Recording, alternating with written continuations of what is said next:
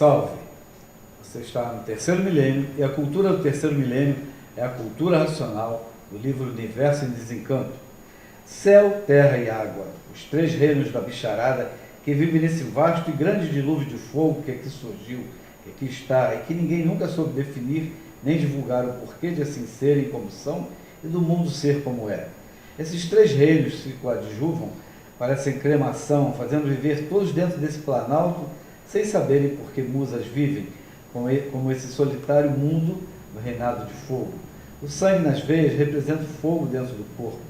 Os viventes são filhos do fogo e, por isso, esse mundo é de sofrimento. Desde que nascem até a extinção da vida, tudo pega fogo, tudo se queima, tudo se acaba. Os três reinos, céu, terra e água, dependem de outros três, sol, lua e estrelas, para formar a multiplicação dos seres, e desses seres se conta mais um reino. Então, todos juntos, formam as 7 partes do porquê assim são. Mas os povos, olhando para o conjunto desses 7 reinos, ficaram sem saber como tudo isso gerou, nasceu, cresceu e refloresceu. Na cultura racional, vai ser explicado como tudo isso refloresceu? Oswaldo, eu gostaria até que o Dr. Carlos aqui fizesse uma preliminar com a palavra reinos, porque a gente usa muito a palavra reinos e também tem a questão de reinados. Gostaria de falar uma breve introdução sobre esse assunto, porque eu tenho algumas informações muito interessantes nesta mensagem do Racional, né, que ele nos prova que essa encremação, tudo é fogo, o sangue nas veias, e ele fala desses 3 reinos, céu, terra e água, que se dependem de outros 3, que é sol, lua e estrelas. Reino e reinado, Dr. Carlos? Reino é 7 reinos da natureza, a gente está acostumado a ver isso na leitura. O significado da palavra reino, né? O que é reino e o que é reinado? Que às vezes as pessoas confundem uma coisa com a outra, né? O reino na história da humanidade, é um estado que tinha a forma de reger o reinado. Então era um reino. Reino, uma coisa física, né? Uma coisa física. É uma distribuição física, é um reino. Isso, um reino. E o reinado? Reinado é de quem está no reino, regendo. É o regente. Isso, mais alguma coisa a acrescentar Não, nesse sentido? Basicamente é isso. A definição de reino e reinado dentro da nossa compreensão. O racional superior, quando ele nos fala dos reinos da bicharada, ele está falando exatamente então de 7 espaços. Mas ao mesmo tempo, ele começa com 3, na verdade. 3 noções de espaço: céu, terra e água. Terra e água é o espaço do corpo que se transformou, que nós conhecemos na cultura racional como sendo o ponto de partida das transformações. A planície racional que se transforma em água e terra, quer dizer, degenerando, deformando, todo um histórico energético, né? De transformação, terra e água. E o céu, neste caso, nesta palavra usada no Universo em Desencanto, até que me provem o contrário, eu percebi que é a parte de cima, quer dizer, o reino do mundo racional, de onde saem uns tantos habitantes para reinar sobre aquela planície, para transformar por conta própria. Quer dizer, ao criar 2 reinos, já se junta o primeiro reino, que é o mundo racional em si, mas ele se manifesta na nossa vida em 3 dimensões. E são 3 galáxias. Essas 3 galáxias que formam o céu, tá? A parte do céu que eu estou me referindo. A água e a terra é mais ou menos compreensível, a gente percebe, né, a massa de energia que vem se transformando. E este céu, ele tem em si, até que eu possa perceber isso melhor, 3 dimensões, 3 poderes. O céu aí constitui os 3 poderes. São as 3 galáxias, ou 3 mundos cósmicos que foram criados como um reino e que na verdade são 3, que é o mundo racional galáxia, o astral superior galáxia e o astral inferior galáxia. Por que eu falei mundo racional galáxia? Porque o mundo racional de onde todos saíram não é uma galáxia. Essa é a grande observação, porque o reino da bicharada, o mundo racional é um reino da bicharada, mas a galáxia é racional. Então, o racional superior nos faz perceber, nas suas palavras, que o mundo racional de onde todos saíram não é galáxia. Mas o mundo racional, o mundo cósmico, formado nesses reinos da bicharada, este mundo racional é uma galáxia, é a primeira, que é o primeiro poder cósmico. E que lá em Nova Iguaçu está construída uma casa com os 3 poderes cósmicos, que representam o céu. Uma residência simbólica. A residência simbólica dos habitantes do mundo racional, em Nova Iguaçu, Vila de Cabo, a casa dos 3 poderes, das 3 galáxias. Marco histórico da fase Exatamente. racional. Que é o reino do céu. Corresponde ao reino do céu. A água e a terra é onde a matéria se dissolve na água. Então, isto nos dá a primeira percepção nesta mensagem do racional. Depois eu quero que você fale mais um bocadinho, doutor Carlos. Porque a minha percepção aí é a questão do espaço, do reino. Então, nós criamos, ou foi criado, como queiram entender, esses 3 reinos que dependem de outros 3. Que outros 3? Quais são? Sol, Lua, estrelas. Você não leu aí, mas tem um outro trecho do livro, Oswaldo, que ele nos fala que o Sol, Lua e Estrela compõem um relógio. São os ponteiros de um relógio. O Sol marca as horas, a Lua marca os minutos, né? E as estrelas marcam o segundo do tempo. Então são os 3 reinos do tempo. O Sol, Lua e Estrela são 3 reinos para a bicharada com relação ao tempo. Os 3, céu, terra e água, que dependem do tempo, eles são o reino desses 3 mundos cósmicos que resume o céu, e a água e a terra, que tudo é feito da água e da terra. Que tudo que existe nesse mundo é bicho. Tudo que existe nesse mundo é Esse bicho. céu da consequência, a terra e a água. O céu é a representação desses 3 mundos cósmicos, que é dos habitantes do mundo racional, que sai do mundo racional para progredir no mundo que vai ser transformado pela ação deles. Então, céu, terra e água são os 3 reinos espaciais da bicharada. E Sol, Lua e Estrela são os 3 reinos temporais. Espaço-tempo. É a nossa deformação. Segundo Einstein, corroborando o que ele disse, que o nosso universo é um conjunto eletromagnético espaço-temporal. Então, nós temos aí os 3 reinos, céu, terra e água, no espaço, e os 3 reinos, Sol, Lua e Estrela, por ser o relógio, o tempo. Daí esses 6 reinos constituem o reino da energia, que tudo é energia transformada em seres. Porque eles é que propiciam o 7º reino da bicharada, que é a energia líquida. Ou seja, o líquido que se transforma em seres e os seres se transformam em líquido dentro do espaço-tempo. Essa é a minha análise sobre os 7 reinos da bicharada.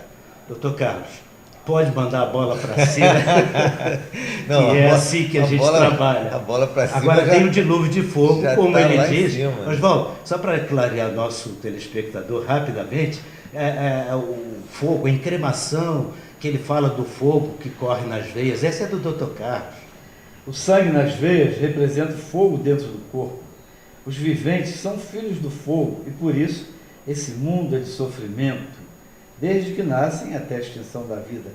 Tudo pega fogo, tudo se queima e tudo se acaba. Esse é o reinado, né, Dr. Carlos? Da alma. Fogo. Esse é a alma. O sangue nas veias é o fogo. Porque a nossa aura é fogo, né? O nosso campo biomagnético pessoal é fogo. É interessante notar que a ciência, até bem pouco tempo, dizia que não existia aura. O povo sempre acreditou. Os antigos têm vários nomes para isso. Os indianos chamam de prana. Prana é essa parte da aura do ser humano. Eles trabalham com yoga, aquela coisa toda. Os chineses chamam de ki. Chi, japoneses, chineses, trabalham muito com a parte de artes marciais e acupuntura e tudo. O conceito é de campo biomagnético, né? Os gregos chamavam pneuma, Hipócrates falavam no espírito aéreo invisível, né? Composto de humores e tal, ele dava a qualificação disso. E isso é por conta de a gente ser um centro astrológico.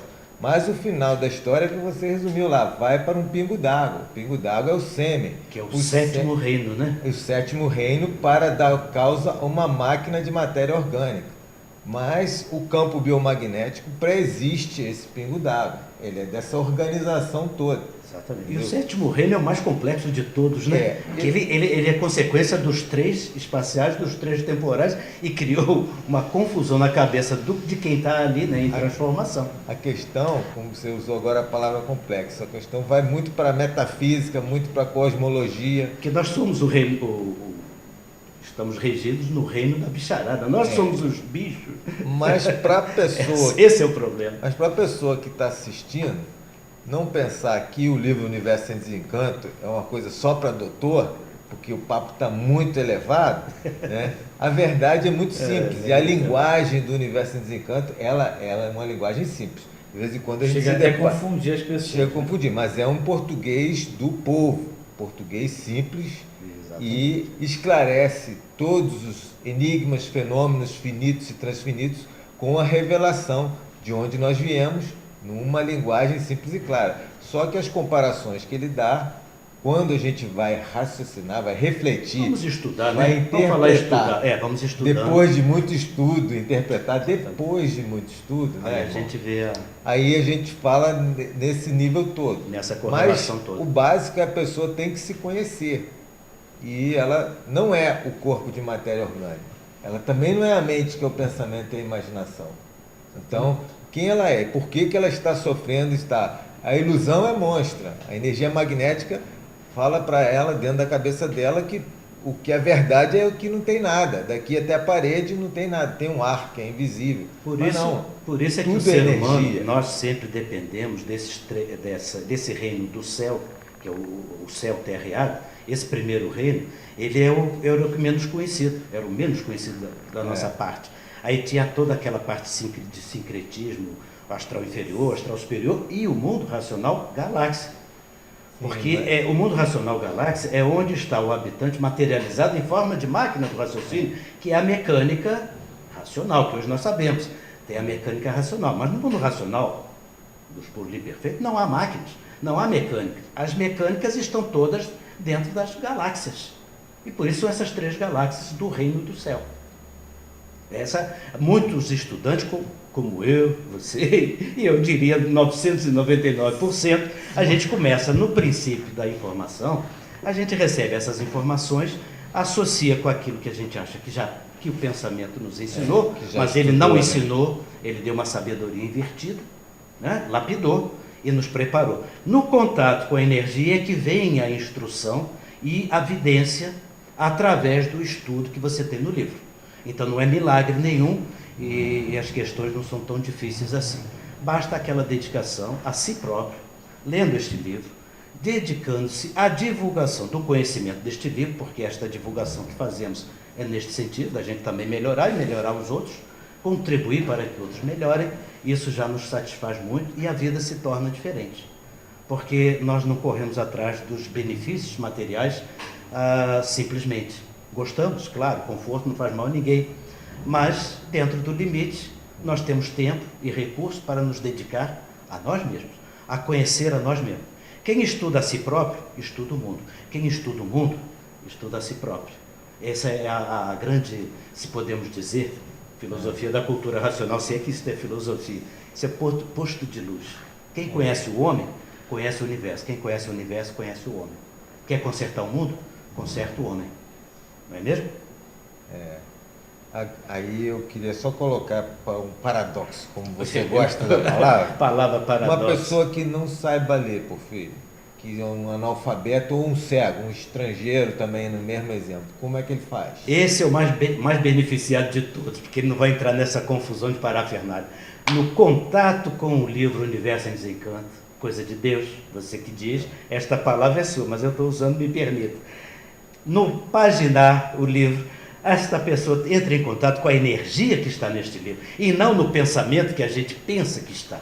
Ela terá um benefício mais rápido que aquele que pensa que ainda tem que ter a lapidação do conhecimento para chegar ao estudo, e ele, no simples contato, com dedicação, sentir a energia. Ele percebe a energia direto no sentimento, porque o que resolve é o raciocínio e não o pensamento nem a imaginação. Ele é analfabeto das artes, do chamado natural artificial, mas ele não é analfabeto da natureza. Se for, também não vai Ele adiantar nada. tem senso É. para a energia racional, Perfeitamente. a qual está materializada nas mensagens, nos assuntos. Ele vai do ter racional menos superior. dificuldade em se ligar na energia racional, se for o natural dele, veja bem. Claro. Que às vezes ele não se alfabetizou, foi por demanda mesmo, o cara estava devendo muito, tem que morrer no mundo da tecnologia sem saber nada. Entendi tudo. Mas aí é outra maldição, deixa isso para lá. Ô, O filho. natural, a pessoa, só para concluir, Oswaldo, então a pessoa que tem o seu natural, ela ao pegar o livro, que é analfabeta, entre aspas, do conhecimento, das artes, ao paginar o livro, ela vai ser beneficiada imediatamente, vai desenvolver e vai raciocinar muito mais rápido que nós aqui, que temos que estudar muito. Estava pedindo para você esclarecer. Quem é muito letrado e pega o livro e vê um português muito... Atrapalha.